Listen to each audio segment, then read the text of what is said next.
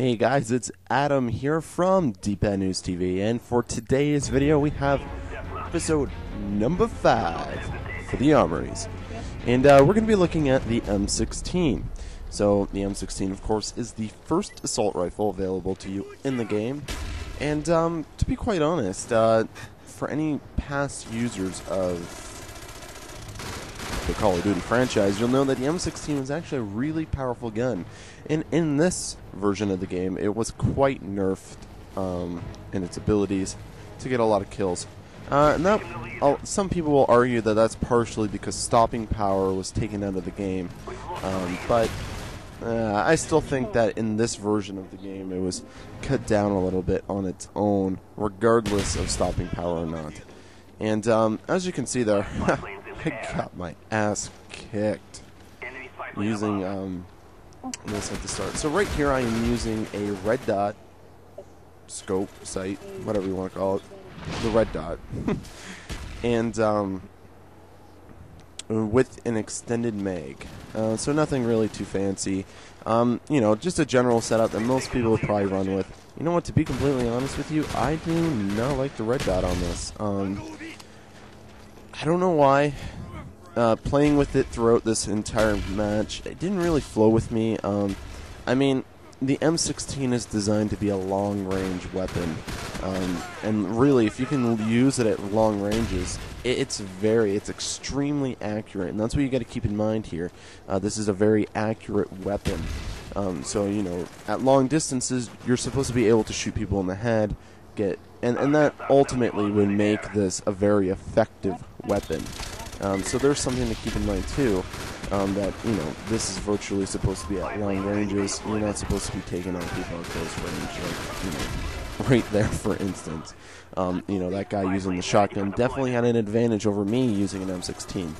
And again, like, I want to stress the fact that it is nerfed in this game compared to other versions of the Call of Duty franchise, where you could really hip fire with it from close range and it be completely effective. So there's something to keep in mind. And like I said, in every other army, these are my opinions, and overall at the end I will give you an overall opinion on what you should use and what you should kind of stir and stay away from. So that's what I think about the red dot anyways. It's relatively good, but there are better choices, so let's get to those. Now, in terms of long distance, when you think of long distance, you're thinking of using an ACOG sight. Now, the ACOG sight in this game is not my favorite of the Call of Duty franchises. I was a real big fan of the ACOG sight that was in Reflex. And, you know, I'm a big fan of that. And I particularly don't like the ACOG that is put onto the sniper rifles, particularly the L96. But, you know, it's not too bad. The ACOG sight on the M16 and any other rifles is actually a decent attachment, sorry. And as you can see here, like, I'm taking these guys from far range. I, you know, luckily had somebody for my assistance there, and you know, I'm able to get that guy from long range, and that's what you got to remember again, that the M16 is designed to take on people from long distances, and it is actually a standard issue assault rifle in the U.S. military. Fun fact, I was actually told that, so don't think that I know stuff, because I don't. Especially considering I'm not American, so it's not on my list of things to know what is standard issue for the U.S. Army, or military, I guess. But that being said, I really did enjoy using the ACOG sight on the M16.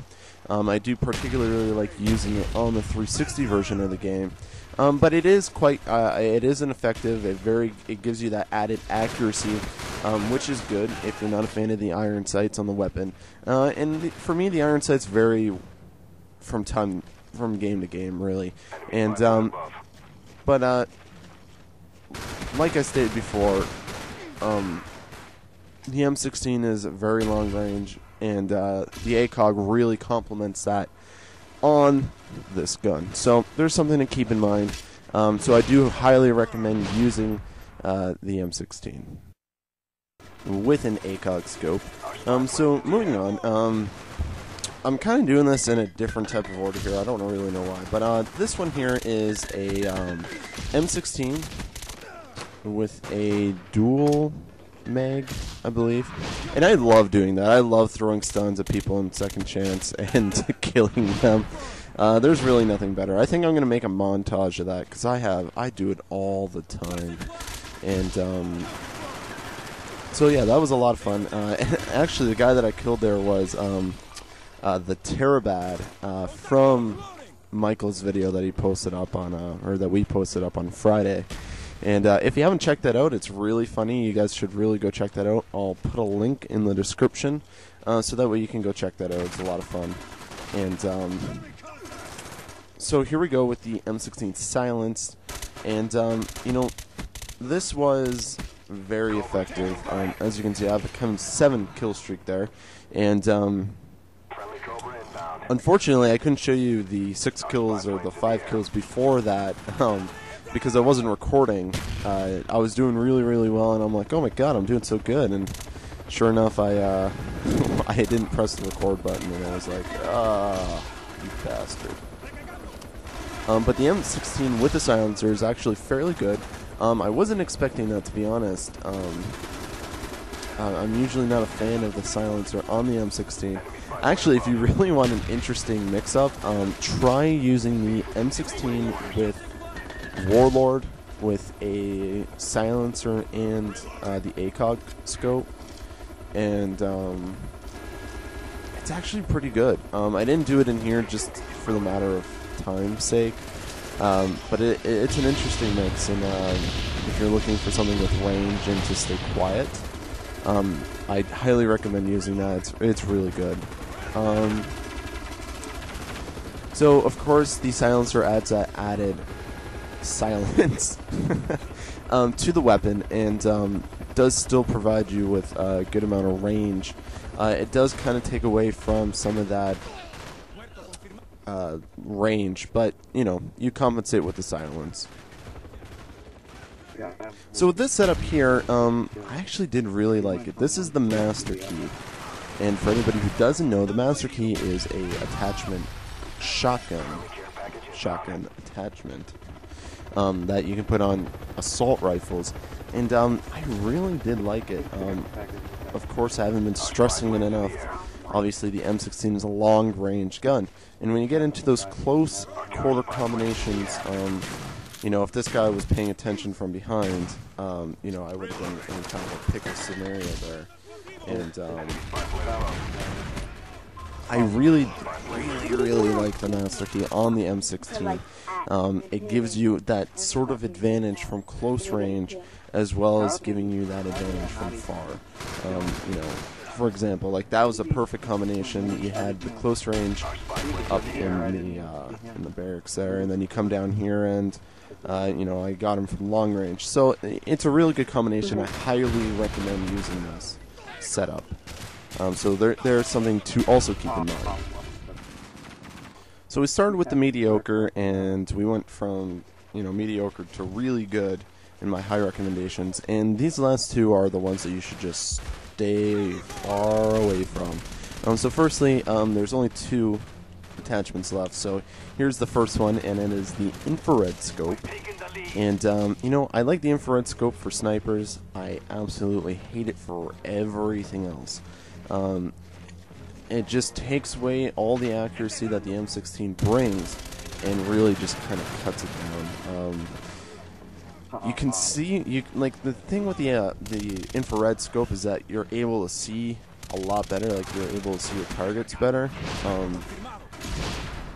But it just takes so much away from your weapons, and it's just really not even worth your time. So stay away from this weapon attachment with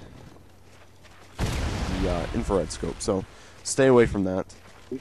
And lastly, we have the noob tube, or the grenade launcher. So the grenade launcher, this is the only time it's ever going to be in one of these videos because I absolutely hate using it. I don't know what it is. I can't. I just, no. I am never going to recommend this attachment to anybody. It's a waste of your time. There are better attachments for your weapons that are going to get you more kills. And for some reason, I cannot kill anybody with this thing. Mind you, sure, they could have flat jacket on it, and that would explain it. But compared to the other attachments that are available for the M16, and this is just not worth anybody's time, and it's not going to be worth anybody's time on any other gun. So this is going to be the last time, the first and last time, you are going to see the M16, the tube on any weapon in the Armories. So I'm just setting that out there now. So overall, I recommend that you use the ACOG sight and the silencer. And if you really, really want to try something very interesting, try out the Master Key. It's really going to be very effective, and I highly recommend the Master Key on the M16. So that's going to do it for me for the Armories. Just a reminder that the new friend code is up on the main page, and I'm only accepting people who are subscribers. So when I do accept it, make sure you send me your YouTube account name. If I don't have your YouTube account name within 2 days or so, I'm going to take you off my list, and that's going to be that. So remember to send me it, and that way you can stay on my friends list, because that thing is filling up quick. Michael also made a new account called Dpadnews. Michael, he will have his friend code up on the main channel soon. He's been away on a trip or something, playing chess. What a nerd. What a guy, eh? So remember to comment, rate, and subscribe. And look at this guy shooting targets.